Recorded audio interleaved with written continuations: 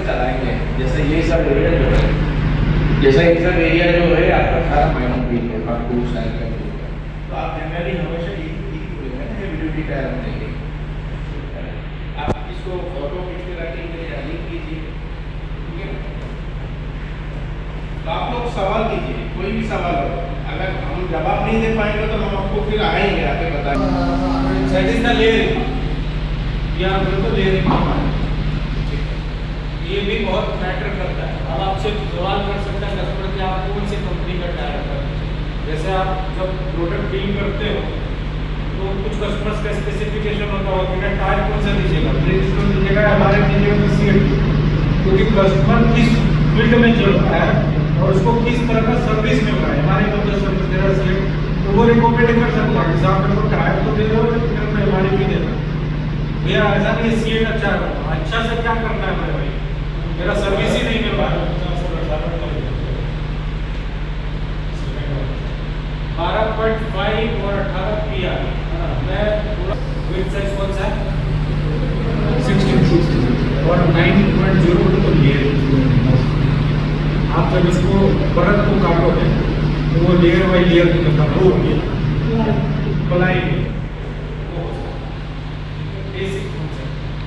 आप देखिएगा ऐसा कंपनी है जो देता है आपका फ्यूल का, उसको बोलते हैं हम लोग परफॉर्मेंस गारंटी, जो दूसरा कोई कंपनी नहीं है इंडिया में। उसमें क्या है, हम लोग चैलेंज करते हैं कस्टमर को कि आप मशीन लीजिए, आपके पास 6 महीना टाइम है कमीशनिंग डेट से।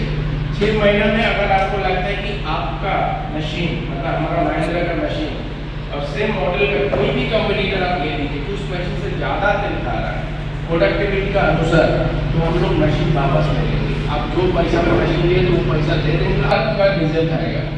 मैक्सिमम हम लोग बोलते हैं 4.5, बट जितना लेकिन जितना मशीन आपका मार्केट में चल रहा है और जिसका डाटा हमारे पास आता है आईमैक्स में, उसमें हम लोग देखते हैं 3.9 to 4.15 के बीच में ही रहता है मॉडल।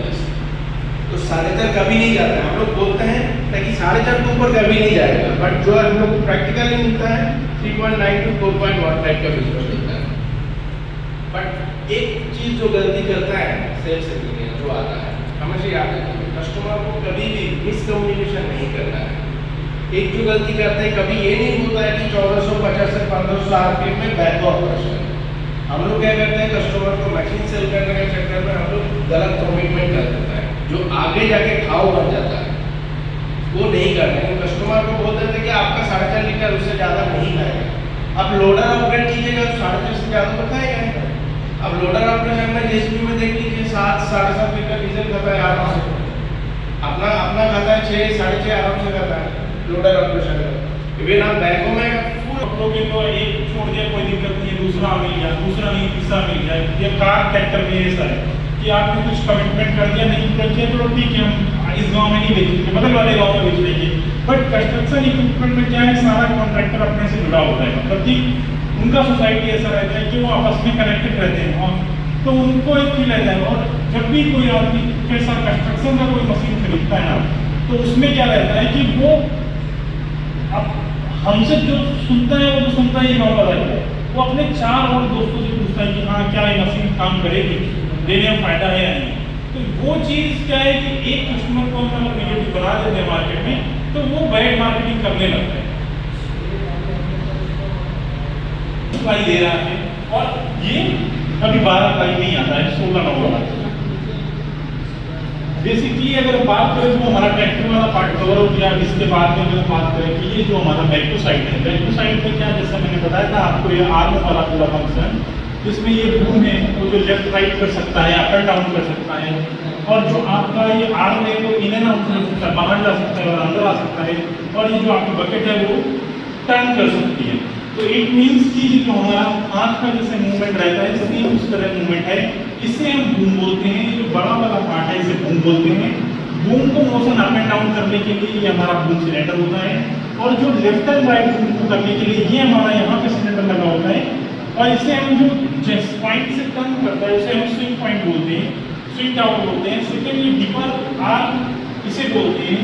और ये हमारा डिपर का सिलेंडर है, मतलब कि ये अंदर बाहर होगा तो हमारा आर्म खुलेगा और बंद होगा। और जब ये ओपन एंड क्लोज होगा तो हमारा बकेट टर्न होगा। तो इट मीन्स कि ये हमारे बकेट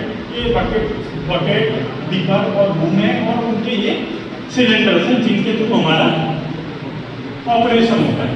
अब हम बात करते हैं कि बेसिकली कि हमारा BS4 में क्या था और BS5 में क्या था। BS4 में हमारे पास में दो मॉडल थे, SX and VX। SX VX में क्या है कि एक जो नॉर्मल हमारे आपने अगर पोकलाइन मशीन देखी हो तो उसमें जो लीवर रहते हैं छोटे वाले जॉयस्टिक लीवर जिसमें ऑपरेटर को कि कंधे में हाथ में दर्द नहीं होता वो रहते हैं। CEV5 series. Keeping in line with our code, introducing our latest Roadmaster and Earthmaster.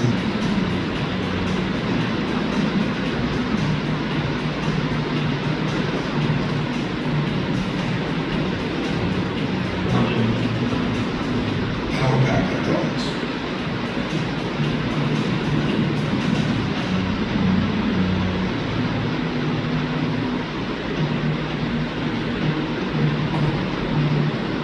Trusted and tested technology.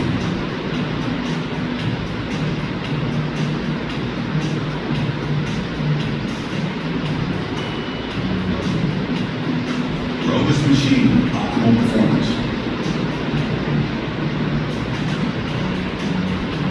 उस समय में बात पार्कर का हाइड्रोलिक पंप आपके यहाँ भी लगता होगा, मेरे को इतना आइडिया है। और बाकी डेंटाल या उसकी सिलेंडर्स भी रखते हैं आपकी जो सेंटर वाली राड रहती है विप्रो का रहता है या डेंटाल का है। तो अगर आप देखो कि हमारे बैक लोडर में इंजन महिंद्रा का है, ट्रांसमिशन जो हमारा है और एक्सल जो हमारा है वो करारो का है, वो भी आपका कॉमन ही होगा। डेंटाल के हाइड्रोलिक सिलेंडर है, ओरिंग्स हमारे हैं। तो पहले हमारा आप टॉर्क का मतलब समझते हो क्या इंजन में क्या होता है, कुछ बता सकते हैं क्या? ये बताओ टॉर्क क्या है? टॉर्क इंजन का टॉर्क लिखा रहता है ना, बस सही। तो जैसे ही हमारा लोडर का काम करता है तो लोडर क्या करता है, जब हमें स्टॉक में जाना होता है, इट मीन्स कि ढेर पे धक्का मारना होता है या हमें लेवलिंग करनी होती है तो मिट्टी आने लगी होती है और ज़्यादा चाहिए। तो अभी हमारा BS4 में पहले हमारा